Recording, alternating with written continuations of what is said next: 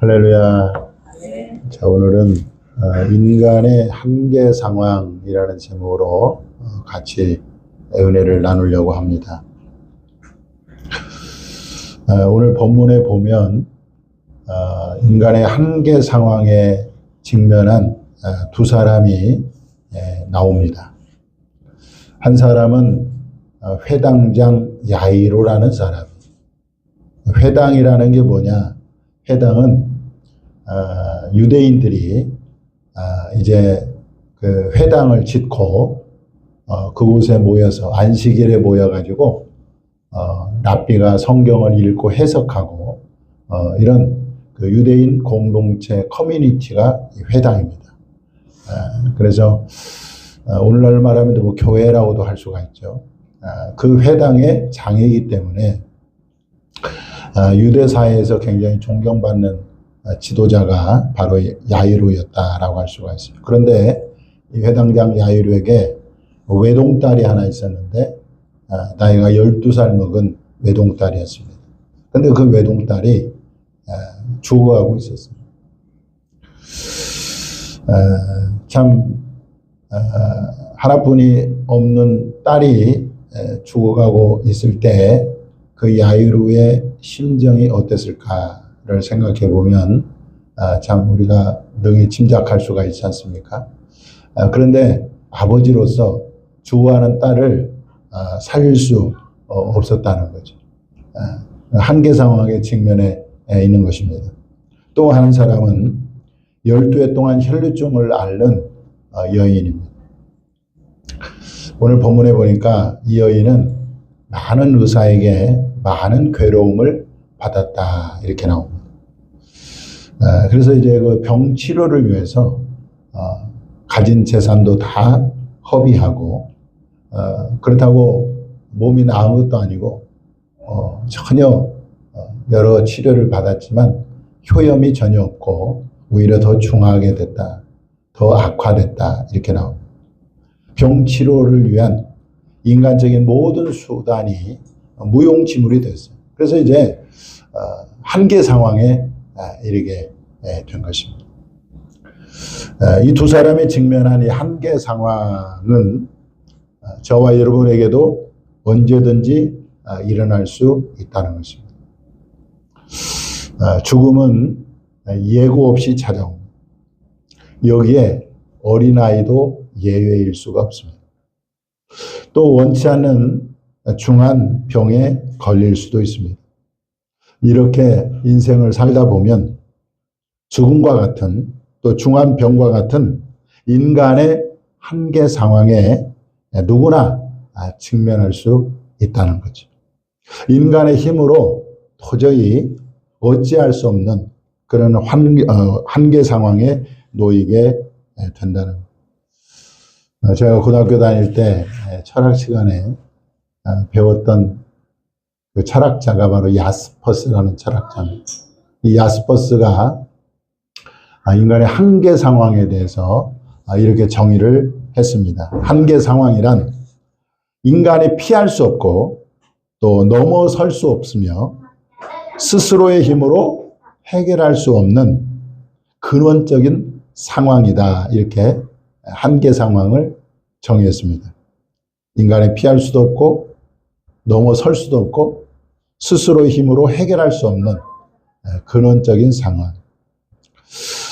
그러면서 그는 한계 상황이 꼭 나쁜 것만이 아니라 이 한계 상황을 통해서 인간의 참된 자기를 발견하는 기회가 될 수 있다.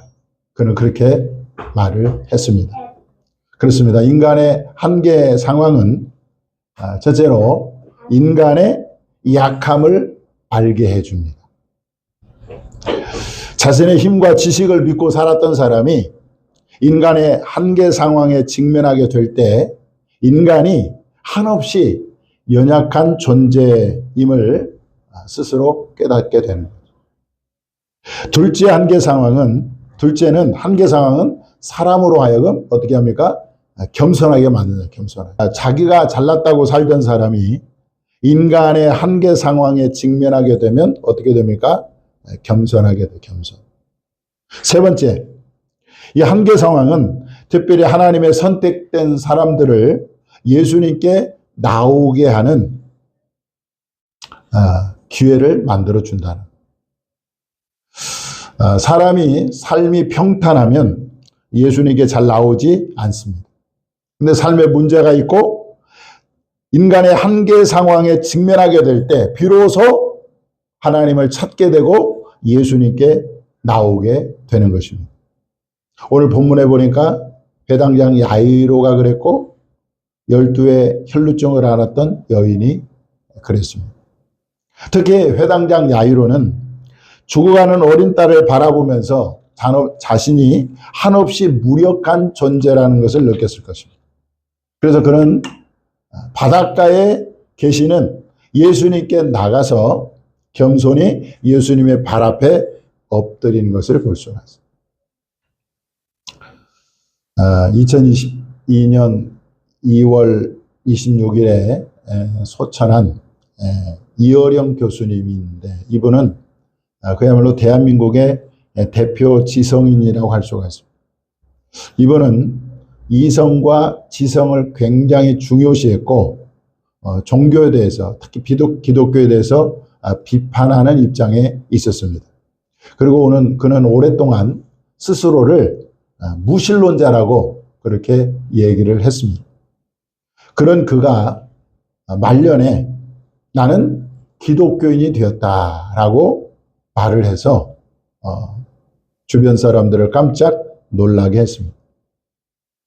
자, 그를 기독교인이 되게 만든 것은 바로 그의 딸 이민아 씨였습니다. 이민아 씨는요, 미국 변호사로 이렇게 활동을 했는데 어느 날 갑자기 암 선고를 받은 것입니다. 이어령 교수가 아버지로서 딸에게 해줄 수 있는 것이 아무것도 없다는 것을 뼈저리게 느꼈습니다. 또 하나는 딸이 이 투병 과정에서 보여주었던 놀라운 모습이었습니다. 독실한 크리스찬이었던 이 이민아 변호사, 나중에 이제 목사님 됐습니다만은 이분이 이 암이라고 하는 암에 걸려서 이제 죽음을 앞두고 막 불안해하거나 어쩔 줄 몰라 이게 아니라 평안함을 잃지 않고 그리고 고통 속에서도 감사와 소망을 이야기하는 것을 옆에서 지켜봤어요. 그리고 무엇보다도 확신에 차가지고 천국이 있다고 자기 아버지 이어령 교수에게 말을 한 것입니다. 이러한 딸의 모습에서 자신이 마치 종교처럼 그렇게 신봉했던 그 이성 또 지성이 아무것도 아니구나 이렇게 생각을 하고 결국 딸의 죽음의 한계 상황을 지켜보면서 그는 겸손히 예수님께 무릎을 꿇고 영접했던 것입니다. 그가 예수님을 믿고 난 다음에 이게 그가 기독교인이 된 후에 쓴 책이 지성에서 영성으로라는 책을 지었습니다. 여러분들 현실적으로 보면 인간의 한계 상황에 직면하는 것은 굉장히 고통스러울 수 있는 일이지만 그러나 신앙 차원에서 보면 예수님께 나간다는 측면에서 오히려 그 한계 상황은 복이 될 수 있다라는 복이 됩니다. 여러분 내 힘으로 어떻게 할 수 없는 한계 상황에 직면했을 때 그 한계 상황을 초월하여 일하시는 예수님께 나올 수 있기를 주님의 이름으로 축원합니다. 자, 또 오늘 본문에서 발견하는 것은 인간의 한계 상황은 사람을 간절하게 만들고 절박하게 만든다. 회당장 야이로의 12살 먹은 외동딸이 죽어가고 있습니다. 그러니 이 아버지인 이 야이로가 얼마나 간절하고 절박했겠어요. 그래서 그는 바닷가에 계시는 예수님께 찾아가서 예수님을 만났는데 그의 그 모습에서 그가 얼마나 간절하고 절박했는지가 보여지는데 오늘 본문 22절에 보면 회당장 중에 하나인 야이로라는 이가 와서 예수를 보고 어떻게 했어요? 발 아래 엎드려. 발 아래 엎드려. 그리고 23절에 간절히 구하여 이르되, 간곡히 구하여 이르되, 이렇게 나와 있습니다. 자, 이 12의 혈루증 여인도 절박하기는 마찬가지죠. 이 혈루증은 만성 자궁 출혈을 말하는 병입니다. 그러니까 만성 자궁 출혈병이에요. 그래서 아까도 얘기했지만 많은 의사에게 치료를 받았으나 더 악화되고, 그리고 재산도 이제 다 탕진하고 이제 한계 상황에 이르렀는데, 이 여인이 이제는 마지막 수단도 다 없는 거예요. 이제.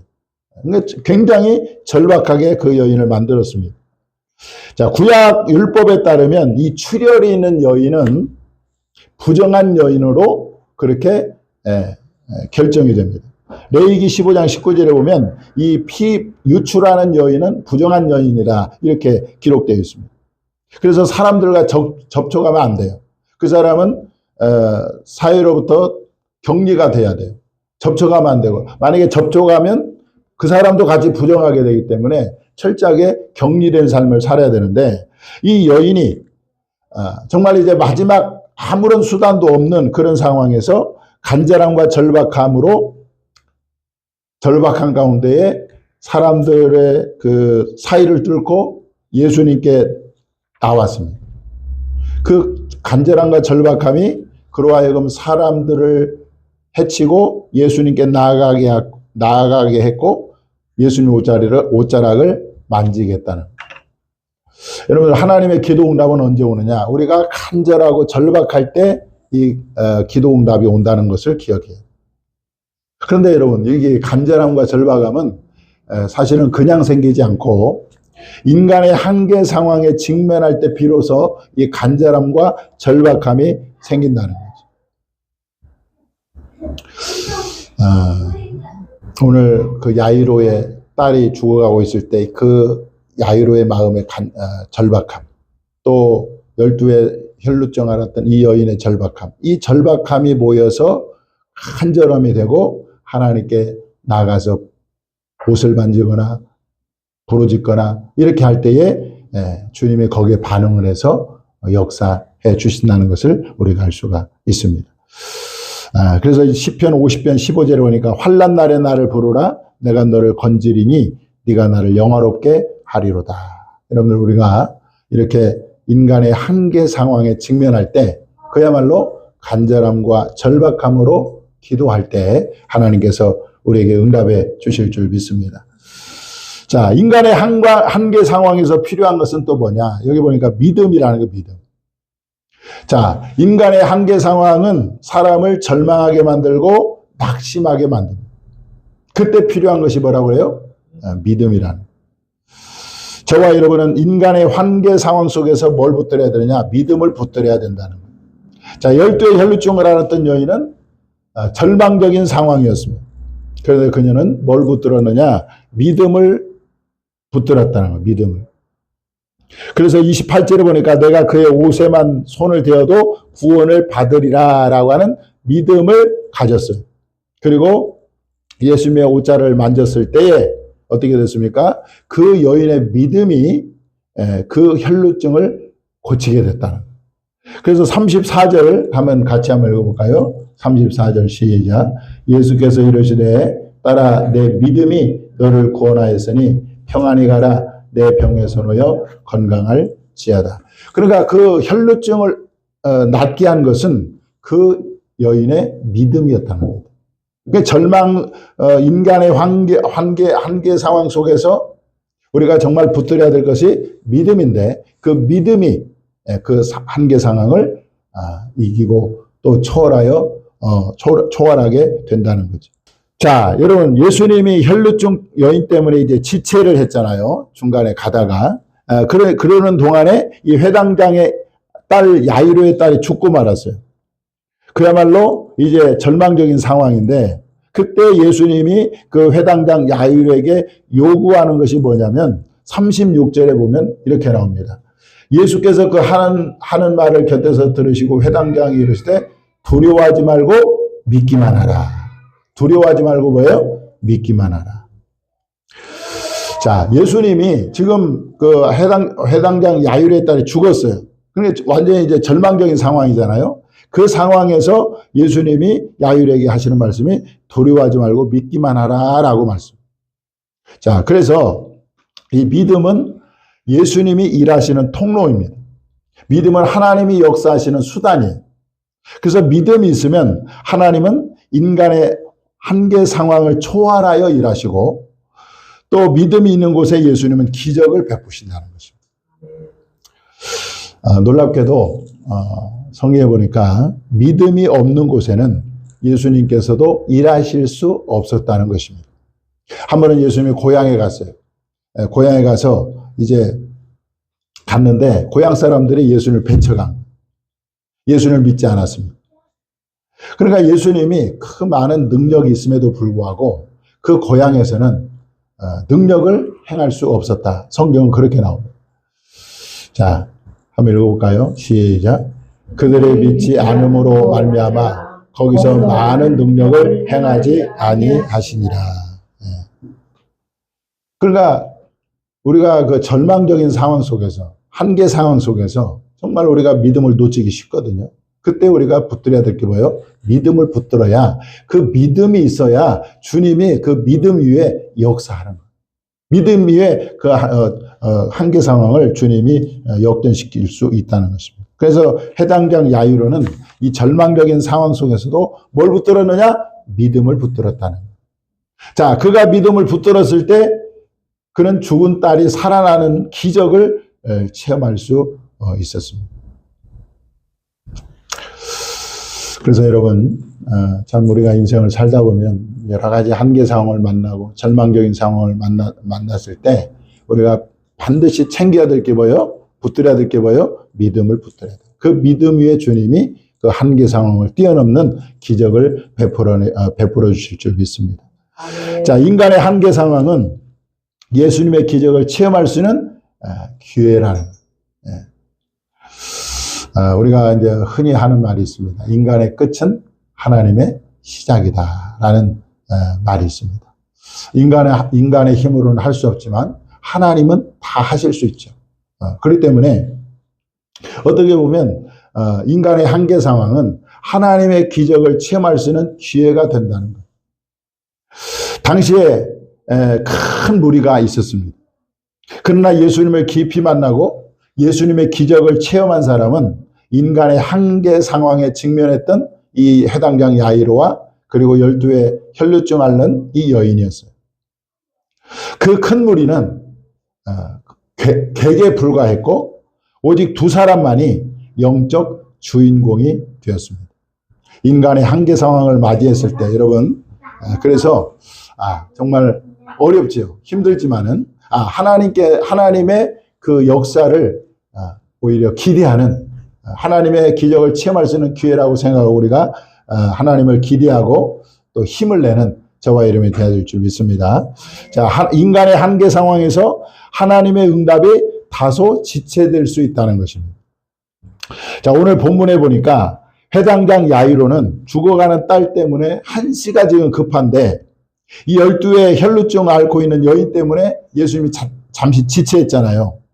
그때 이 야이로의 심정이 어땠을까를 생각해 보면 아마 속에 타들어갔을 거예요. 그런데 그 예수님의 지체로 인해서 이 야이로의 딸이 결국 죽었잖아요. 상황이 더 악화됐어요. 그러니까 사람들이 이제 그 아이가 죽으니까 막 울고 불고 난리가 났잖아요. 그런데 여러분, 예수님은요, 결코 실수하지 않는다는 분이에요. 예수님은 완전하신 분이고 예수님은 한치의 오차도 없으신 분이에요. 또 예수님은 모든 상황을 완벽하게 다스리시는 분이라는 거예요. 그러니까 우리가 여러분 하나님께 기도했는데 정말 다급한 상황에서 한계 상황에서 하나님께 기도했는데 응답이 더디게 올 수 있어요. 지체될 수 있어요. 그렇다고 우리가 기도를 포기하면 안 된다는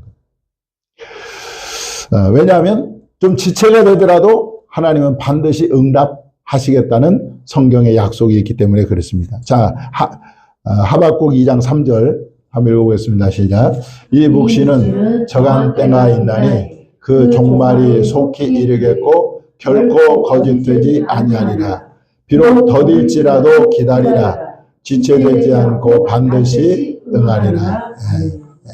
이 묵시, 이 말씀, 하나님의 기도 응답은 비록 더딜지라도 기다리라는, 지체되지 않고 반드시 응하리라, 그렇게 말씀하고 있습니다. 자, 예수님이 다소 지체하셨지만 오셔서 보세요. 그 아픈 아이를 치료한 것이 아니라 죽은 아이를 살리셨어요.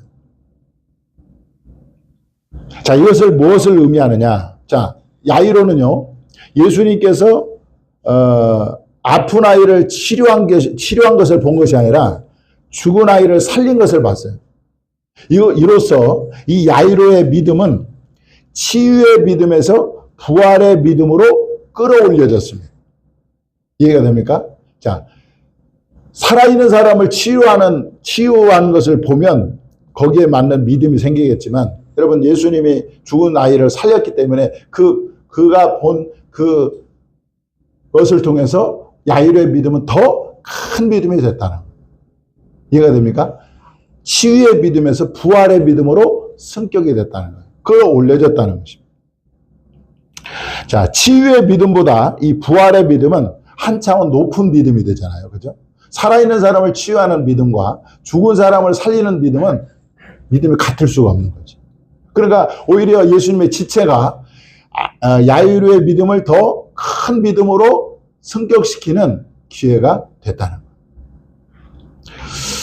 인간의 한계 상황에서 기도 응답이 좀 늦다고 절대로 기도를 포기하지 말기를 바랍니다.